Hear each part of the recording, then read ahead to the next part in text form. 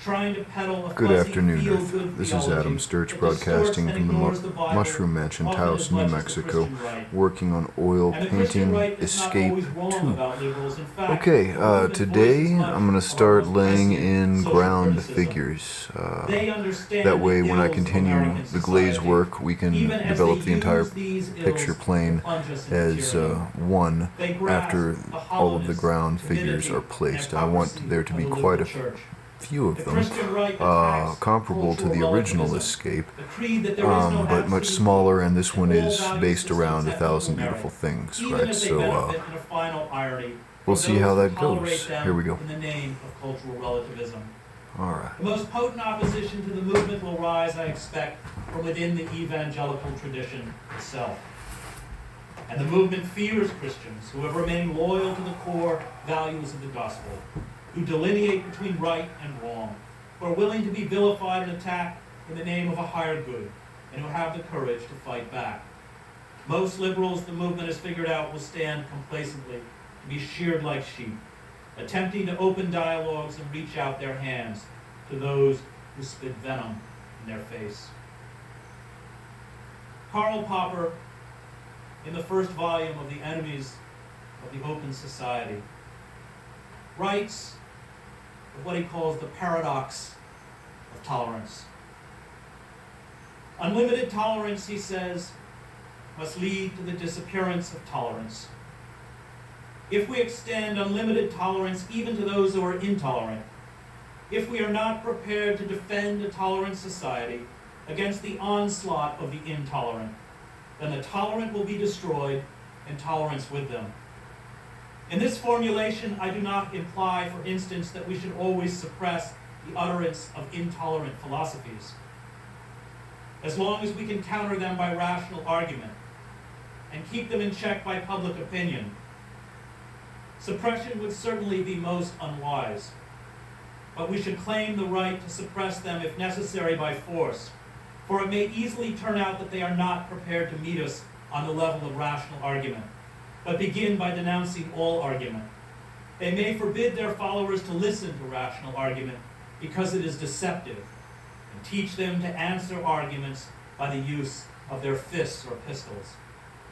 We should therefore claim, in the name of tolerance, the right not to tolerate the intolerant.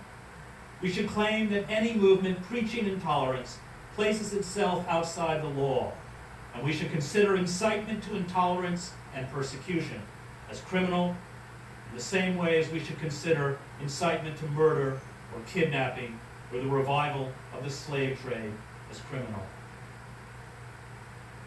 The Christian right has no religious legitimacy. It is a mass political movement.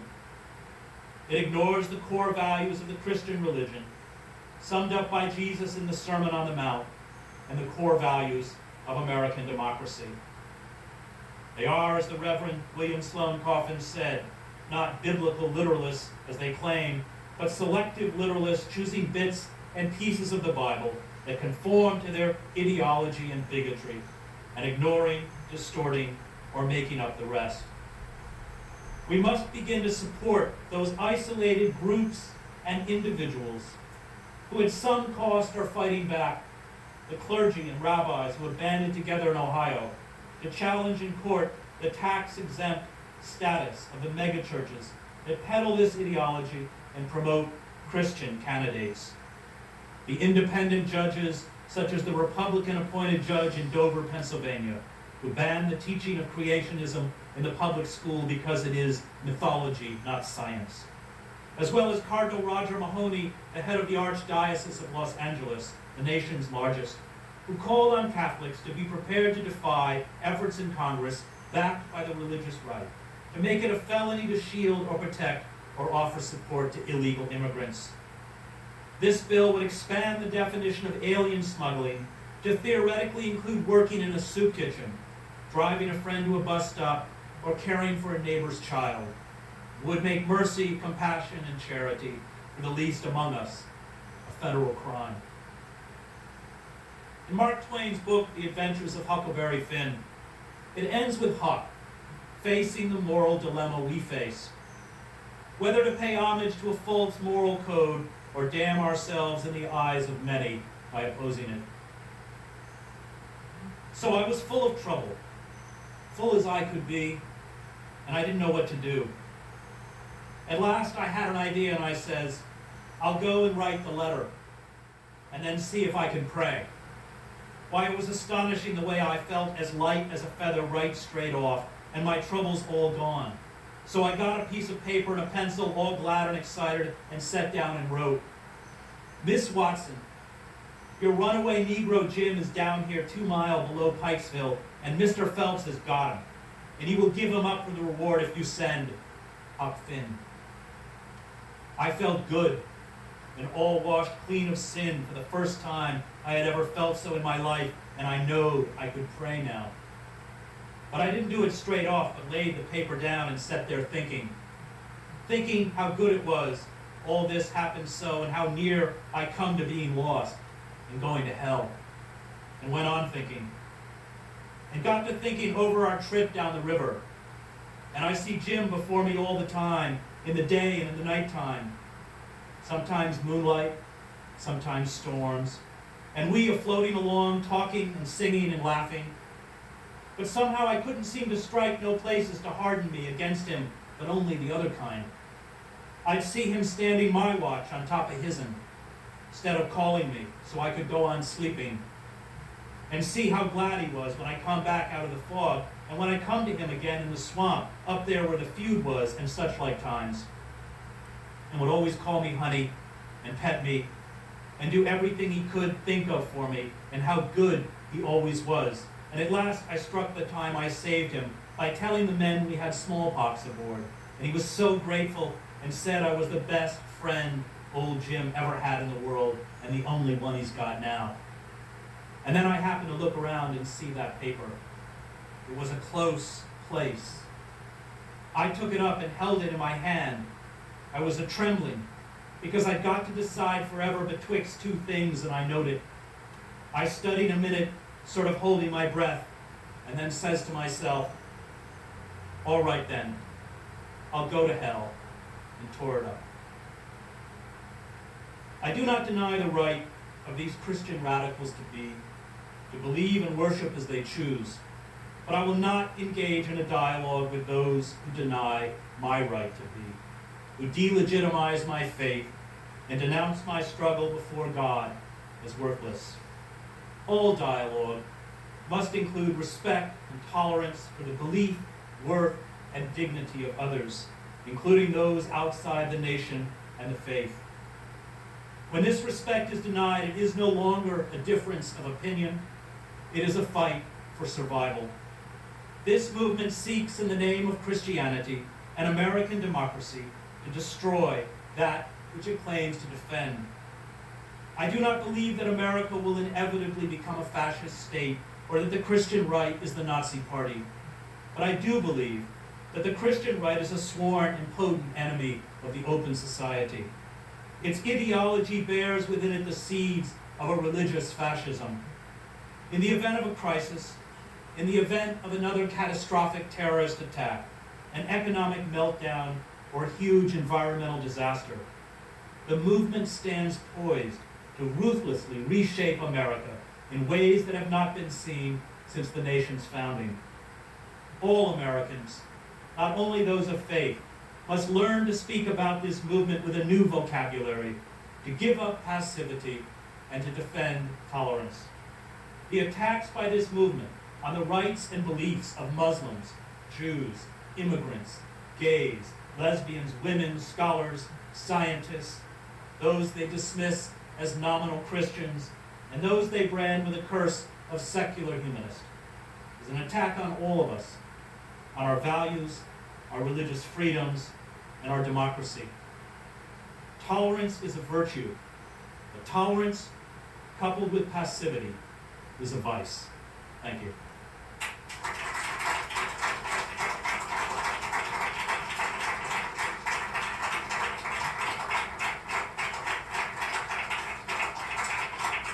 I think we have time for questions if anyone has any. We're all encouraged by midterm elections. The question is whether I feel encouraged by the midterm elections. Certainly it's encouraging. For me, the engine of the movement is personal and economic despair. And that's the engine of all totalitarian movements. That's not an original thought. Fritz Stern wrote about this in The Politics of Cultural Despair. Hannah Arendt wrote about this in The Origins of Totalitarianism. Karl Popper understood this. And what we have done over the last few decades is disenfranchise tens of millions of people in this country. There's been a Weimarization of the American working class, many of whom come from my own family, where they can no longer get jobs which can sustain them in a dignified and meaningful way. And you go to some of the former manufacturing centers, as I have over the last 2 years, in places like Ohio, and the end of the world is no longer an abstraction to these people.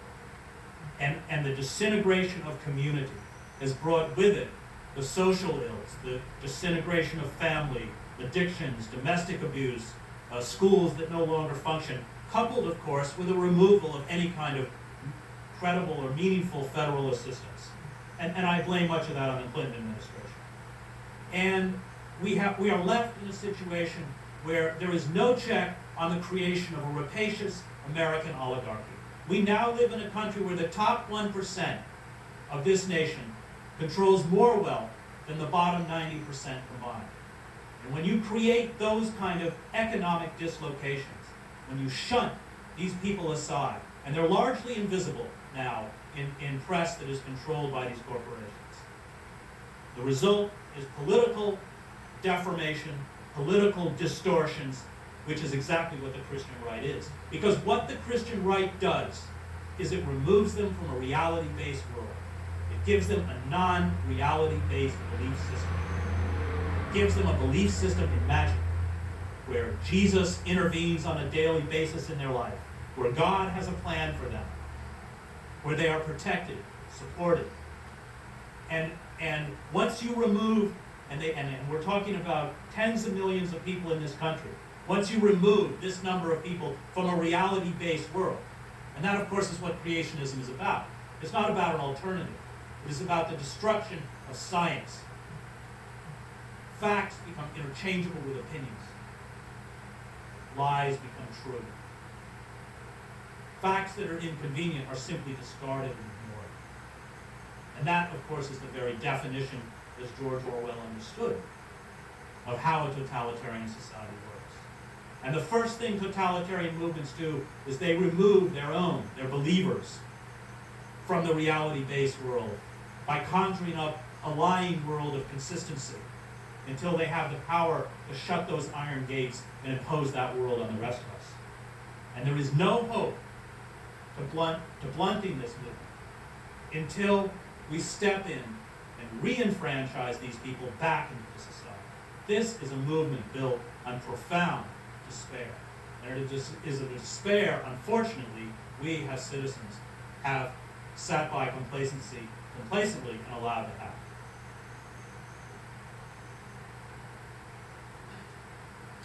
Pat Roberts is in the world, quite obviously got a vehement attitude toward Islam. So do you think that those sentiments are fueled by ideological differences, or do you think it's political?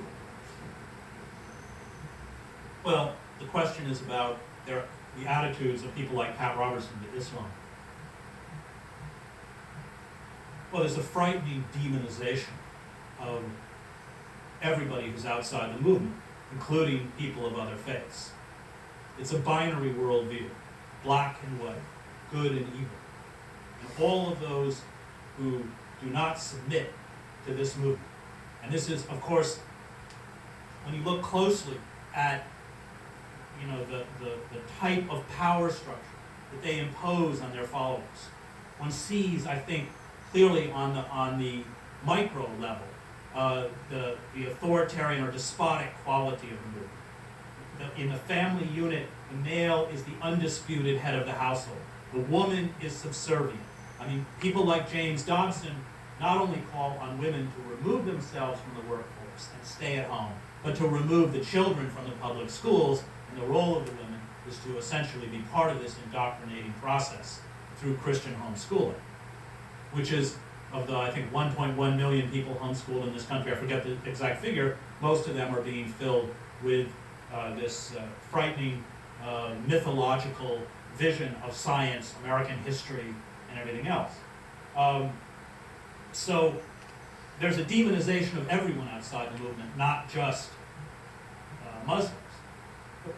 But of course, Muslims become, especially since Armageddon will supposedly take place in the Middle East, a wonderful kind of foil. And I think that what you see with leaders like this is a redirecting of that rage and that yearning for violence, especially apocalyptic violence, which they believe will be a kind of cleansing of the society, a redirecting of that rage, giving people a moral license to hate and even kill those who oppose them.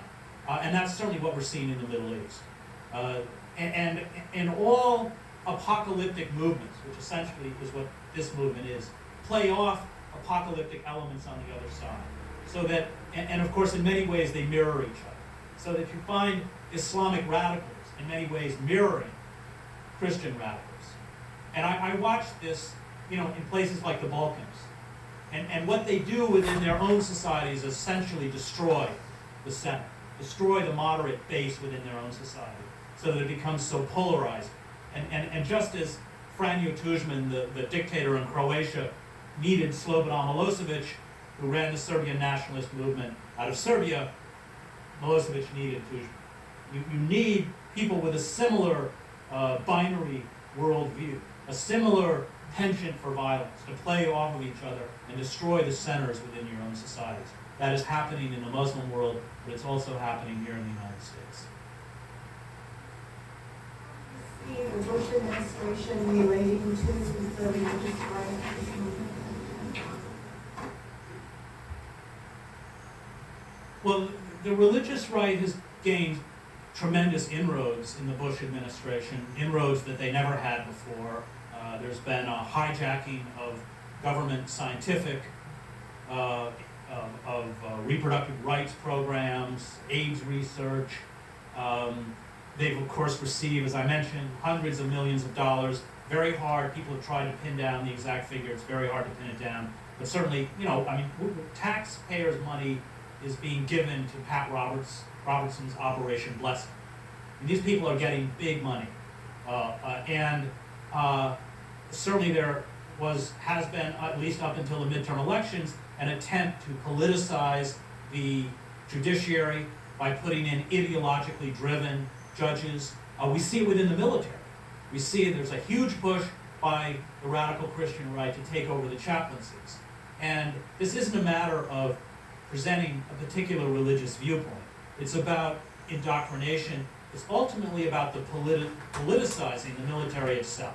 So that, and if you go and look, if you can find it, because it got yanked off their website and they made YouTube take it down, but the Christian Embassy put out a video after 9/11 where they went to the Pentagon, they interviewed senior officials, colonels, generals in the military, talking about their commitment to Christ, talking about the proselytizing efforts within the military.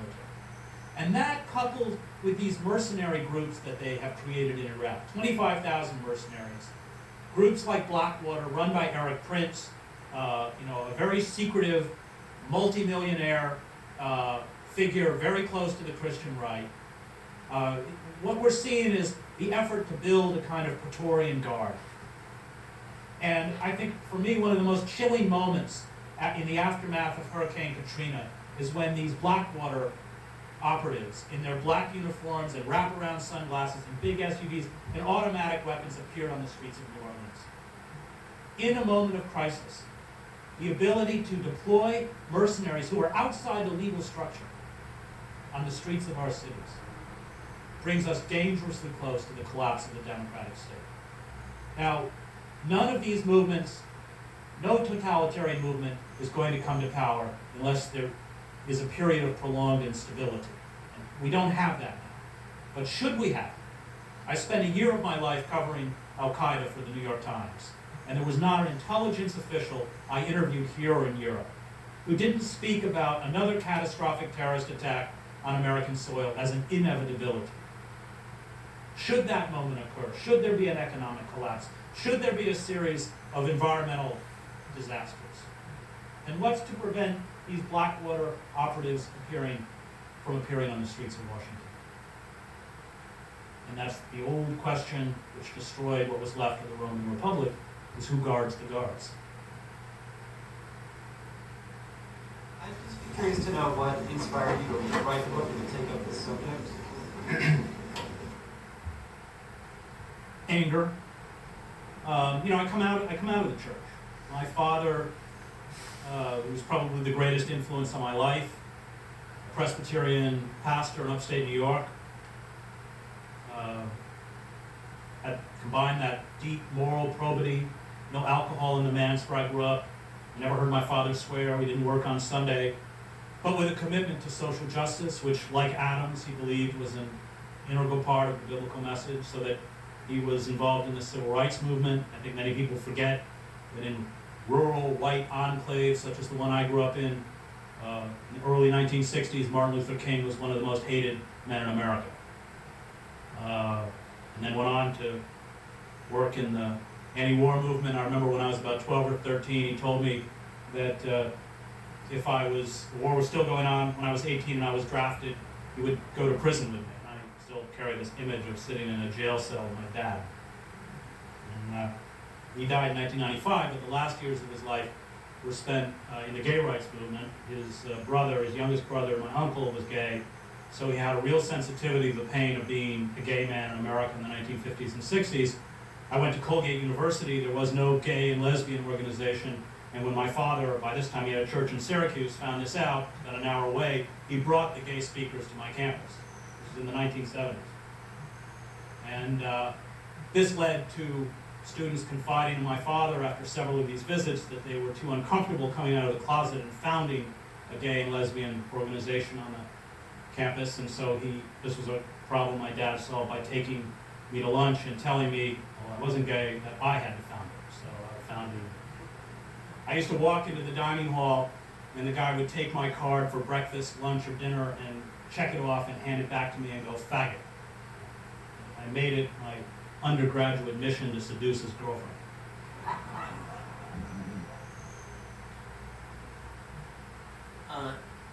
I saw your piece in Salon, which I liked, but it occurs to me it must be a pretty tough sell to get media bookings for this book tour. Are you meeting a lot of resistance, or what's coming up? No, I'm getting bookings. I've just started. But I think one of the things that surprised me is why I'm not challenged more on the use of the word fascism. I mean, it's a loaded term.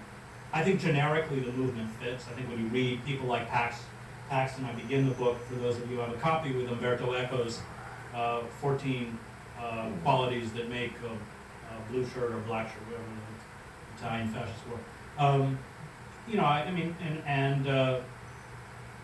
Paxton, I think, writes correctly, and this is in his book Anatomy of Fascism, that all societies carry within them movements that essentially can be defined as fascist. He said that in our past, the Ku Klux Klan was probably the most authentically fascist movement created within American society. So I think they fit. I mean, I think that when you look at the cult of masculinity, the war against intellectualism, the obsession with violence as a way to cleanse the world, there are enough qualities within the movement to generically call it. But it's a loaded word. It brings up historical connotations. These fascist movements adopt indigenous symbols and language, which is something, there's a great book, A Shall Bear Witness, by Victor Klemperer, who was a professor of Romance languages, I believe in Leipzig, Jewish, and lost his post, and did sort of the first literary critique of the Nazi Party or National Socialism. And he understood how these movements hollow out words so that they use a comforting kind of vocabulary. They use symbols that make us feel. All right, so there's a kind of continuity. that gets a few things But in there. They Now we turn gotta these do the symbols in rest. this language to mean often And things then, that are diametrically opposed. layer, what the words make them all have meant in the past. shadowed Orwell and gets integrated this, and this layered kind of, and you know, layered pieces and of layered. Orwell. So, You see it in the word liberal. You notice that that's an interesting President start, though. Bush, after he gave his nationwide Cool. address calling for. I think that's it for the moment, and I'm running out of time on this clip, so I'm going to wrap this up. That's Adam Sturch broadcasting from the Mushroom Mansion House, New Mexico, working on Oil Painting Escape 2. That liberty is an extremely loaded word, because liberty for people in the movement means the liberty that comes by giving your life over to and submitting completely to Jesus Christ. It means it's liberty as submission. So that when we hear the word liberty, it still continues to mean what we think it has always meant. But to the radical base, it's a message. And it's not a message. Have a good day. And you know, Bush has an evangelical speech.